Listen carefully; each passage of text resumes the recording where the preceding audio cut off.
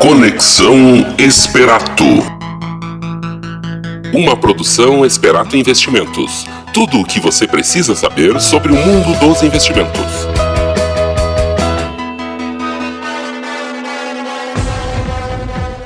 Uma boa tarde, caros investidores. Prazer estar voltando a poder participar do Conexão Esperato. Já não sei mais em que programa a gente está, mas sei que são muitos aí, 1 ano e 7, 8 meses fazendo o programa, tentando acrescentar algo sobre economia, sobre investimentos para a comunidade de Santo Ângelo e região, né, comunidade que a gente ama, que gosta. Muito trabalho, bastante trabalho mesmo, isso é bom. Cenário brasileiro de investimentos, ele está bastante volátil pela própria questão presidencial. É algo normal em anos presidenciais. Tivemos aí oscilações no Tesouro Direto, uma grande oscilação, que é renda fixa, né? E muitos investidores aí não têm uma consciência de que título do Tesouro ou Tesouro Direto, ele oscila, né? E pode dar, inclusive, em alguns casos, negativos momentaneamente, né? Retornos negativos. Então, isso acontece também quando tem uma oscilação, né, de juros, quando aumenta-se o risco país, e isso foi aumentado nos últimos dias, sobretudo no último mês e meio, questão de greve de caminhoneiros, questão também de algumas pesquisas de candidatos, né? E há um temor, digamos assim, que o Brasil volte a ser um país gastador, coisa que hoje a gente não pode fazer. A gente precisa de algumas reformas, porque daqui 6 a 8 anos, essa dívida que a gente tem em termos de dívida previdenciária, né? E a gente vai ficar sem capacidade de investimento dentro do nosso orçamento, né, do governo. Então, por isso que é necessária realizar uma reforma, sobretudo na reforma de previdência. Mas a gente sabe que no Brasil, infelizmente, né, eu acho que o Brasil tem muitas qualidades, mas esse fato é que a gente tem que melhorar em termos de mindset, que infelizmente no Brasil as coisas só acontecem quando não há muito o que fazer ou deixa tudo para a última hora, e aí provavelmente a gente só vai ter uma reforma quando a gente começar a sentir os efeitos aí da falta da reforma, né, da falta de investimentos por parte no orçamento, né, público, né. Então a gente teve a greve dos caminhoneiros há um mês e meio. Essa greve só no PIB, eu defendo o direito dos caminhoneiros reivindicarem seus direitos. É necessário isso, lutar, brigar pelos que a gente acredita, pelos nossos ideais, mas a questão da greve dos caminhoneiros, objetivamente, essa parada aí de 7, 8 dias úteis, ela retirou aí um crescimento do PIB que estava previsto ao redor aí de 2,5%. Hoje, o PIB tem uma previsão de crescimento ao redor de 1,8%, 1,9%, né? Então, ocorreu essa mudança pela questão dessa greve dos caminhoneiros, né? E isso aí acabou acarretando no quê? Acabou acarretando numa questão de aumento dos juros futuros, de um aumento no dólar, e esse movimento de aumento do dólar, ele não é só um movimento estritamente brasileiro, mas sim, ele é um movimento mundial. As moedas emergentes, elas estão se desvalorizando, elas estão desvalorizando-se. Um exemplo, a lira turca é uma das que mais se desvalorizaram no ano. O peso argentino, muito, mais de 36%.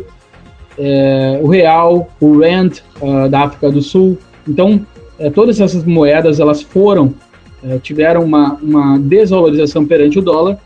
E no caso do Brasil, além desse movimento internacional, aconteceu algo bem específico, como a questão da greve de caminhoneiros, a questão da confiança no Brasil e também essa questão de ano de escolha presidenciável, né, de presidenciáveis.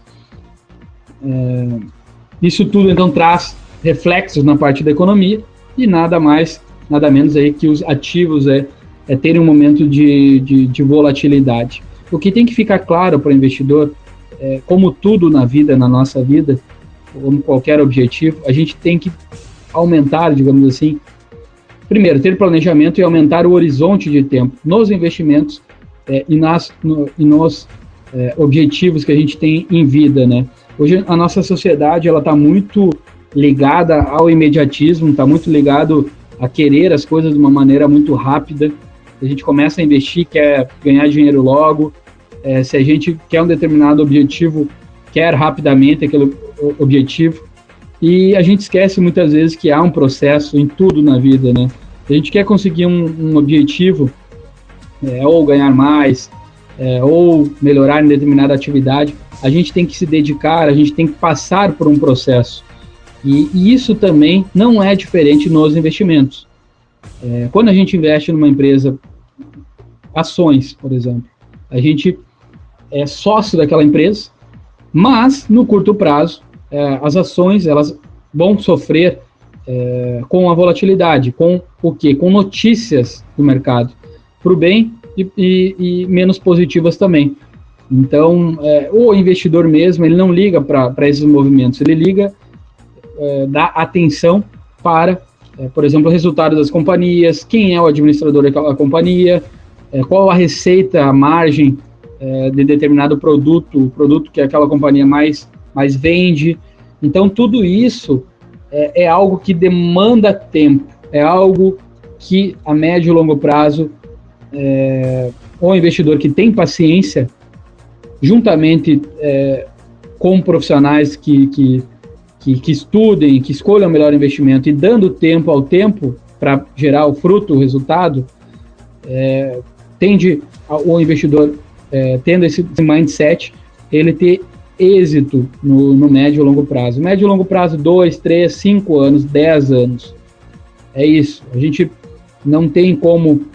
um bebê ele demora 9 meses, não tem como a gente engravidar 9 mulheres e ter um bebê em um mês. Então tem coisas que demandam tempo, assim como nos investimentos. Então essa volatilidade é algo passageira. Hoje o que a gente vê no mercado financeiro, na economia brasileira, a gente vai crescer, o PIB vai crescer. O investidor estrangeiro muitas vezes ele coloca ele quando investe fora do país dele, ele coloca todos os emergentes, digamos assim, na mesma cesta.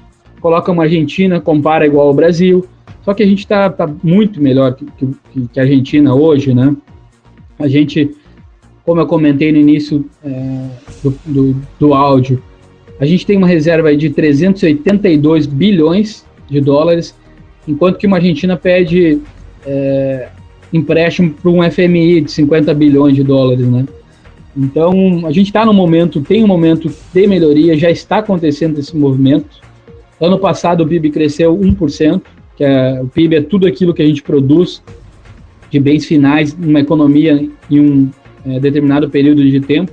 Esse ano, apesar da queda, a gente iniciou com uma previsão aí de 2,6%, 2,7% de PIB. O PIB vai crescer acima de 1,5%.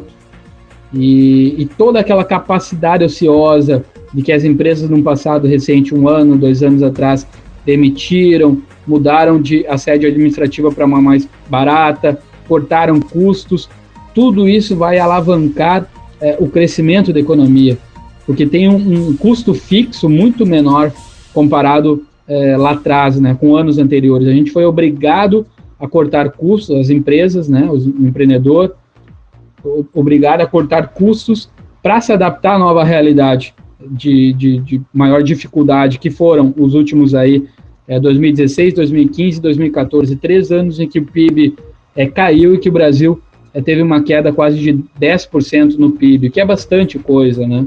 Então a gente cresceu, voltou a crescer no passado, esse ano vai crescer mais, e provavelmente no ano que vem, de novo, a gente vai ter mais crescimento. Apesar de esse movimento ainda não ser sentido de modo geral pela população, né? Isso demora algum tempo, né? Normalmente a população, os jornais, eles demoram mais a aparecer isso, né? Aparecer de modo geral. Então, esses custos, tudo que foi feito lá atrás, eles vão gerar um reflexo positivo na economia. O Brasil, um fato que hoje, uma tendência, melhor dizendo, que vai tornar esse fato, é questão commodities. O Brasil, que é favorecido pelas commodities, a gente teve nos últimos anos queda de commodity, né? E agora estão voltando a recuperar-se, sobretudo final de 2016, 2017, então 1 ano e meio aí, as commodities voltaram a subir. Isso favorece o Brasil, favorece empresas que produzem mais, que têm um lucro maior, e com isso paga-se mais um valor maior de impostos, e aí volta para a população, né?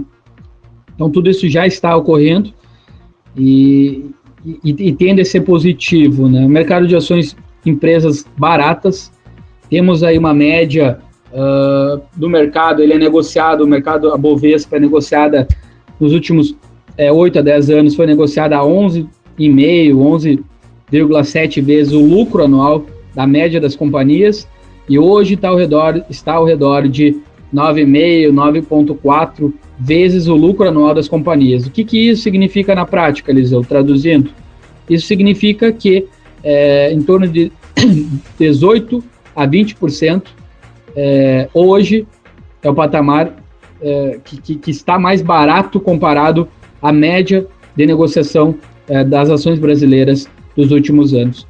Isso reflete, obviamente, reflexo de tudo isso que eu comentei nesse áudio, questão de influenciou todos os ativos, né? O risco também, épocas em anos de escolha de presidentes tem uma maior volatilidade, mas o fato é, ativos brasileiros estão baratos.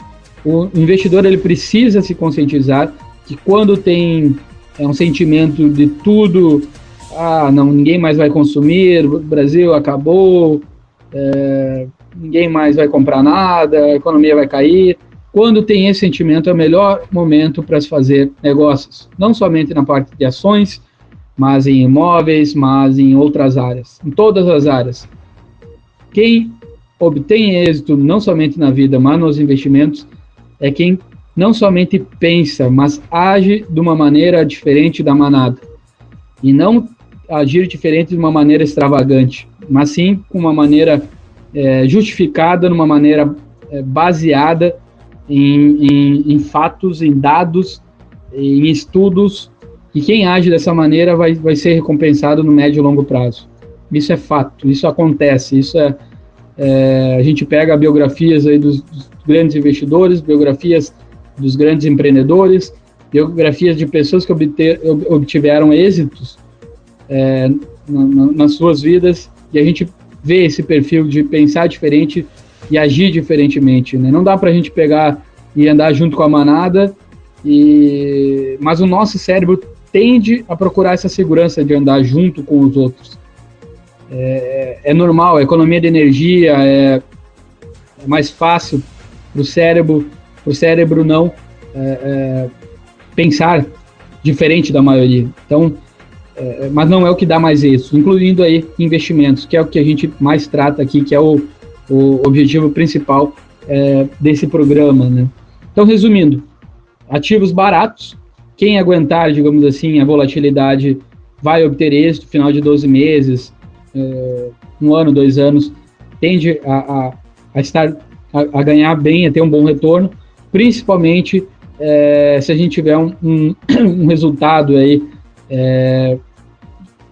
na escolha dos presidentes que não seja muito gastador, que faça reformas e que façam investimentos, principalmente necessários aí na economia, né? Que a gente precisa de algumas mudanças para o brasileiro poder empreender mais facilmente, para o brasileiro aí ter uma vida muito melhor e que é merecida, né? Comentando aqui cenário americano, internacional, a economia americana andando muito bem, tivemos aí menor taxa de desemprego dos últimos 18 anos recentemente, isso é muito bom. A economia vem crescendo, ocorreu uma diminuição de impostos, que pode ter uma segunda rodada de diminuição de impostos aqui nos Estados Unidos para empreendedores, para empresários, isso é muito bom. Um ponto positivo aqui, como é que são os impostos aqui nos Estados Unidos para empreendedores, né? É sobre o lucro líquido. Então, um exemplo, se a empresa faz investimentos, a empresa lucrou, vamos dizer, R$100 mil, e a empresa investiu os R$100 mil em novas plantas, contratou mais gente, ela praticamente não vai pagar imposto de renda, né? Então, isso facilita bastante a questão de crescimento da economia, uma melhor ambiente para poder empreender, né? São empreendedores que mudam o mundo através de solução de problemas, de analisar o ambiente em que vivem, e isso é independente de onde se mora. Se mora em cidade grande, em cidade pequena, hoje a gente tem a internet, a gente consegue conhecimento, informações que a gente, usando através da experiência, transforma em conhecimento. Então, não há desculpa para não empreender ou por lugar ou coisa assim. A gente tem em Santo Ângelo e região pessoas capacitadas, pessoas que se preparam cada vez mais, empresas interessantes, e que a gente tem empreendedores com boas ideias e que precisam colocar essas ideias em atividade, né? Eu tive até mês passado, acabei conversando com o Anderson Romero da Solution, né? Informática, acabou vindo realizar um curso aqui, então um abraço, Anderson. Tivemos aí uma conversa muito interessante e que é outro exemplo de empreendedor que está buscando alternativas de melhorar, de crescer, e que tem sede na nossa cidade, em Santo Ângelo, que gera empregos para a nossa região, cidade e região, né? Para finalizar, então, cenário atraente para quem quer investir e que tem visão, pensamento de médio e longo prazo para criar uma carteira de investimentos. Provavelmente aí paramos com a queda de juros, então tende a ser favorecido agora investimentos pós-fixados, não alocar em pré-fixados, a não ser aí 4, 5 anos que a gente consegue encontrar via Esperato Investimentos com retorno de 12%, 13% ao ano, mas que são pré-fixados, né? Não há liquidez para ser retirado antes desse prazo. Aí sim pode ser uma boa alternativa de investimento, né, de retorno. Parte de ações, várias empresas baratas. A gente tem empresas como o Banrisul, Gaúcha, barata. A gente tem a Graziotin, barata. Empresas que a gente verifica que estão no nosso dia a dia, né? Estão de uma maneira inseridas no nosso dia a dia. A gente tem empresas na área de construção, baratas também na Bolsa Brasileira, e que a gente vê com bons olhos aí para quem é investidor, que aguenta, digamos assim, uma volatilidade, não pensando no curto prazo, ter bons retornos. Mas é isso aí. Fiquei muito feliz de retornar ao programa. Estou retornando muitas atividades aqui nos últimos 2 programas, acabei não comparecendo. Agradeço a você, ouvinte, ao seu tempo, por estar nos ouvindo. Um grande abraço e até a próxima. Valeu!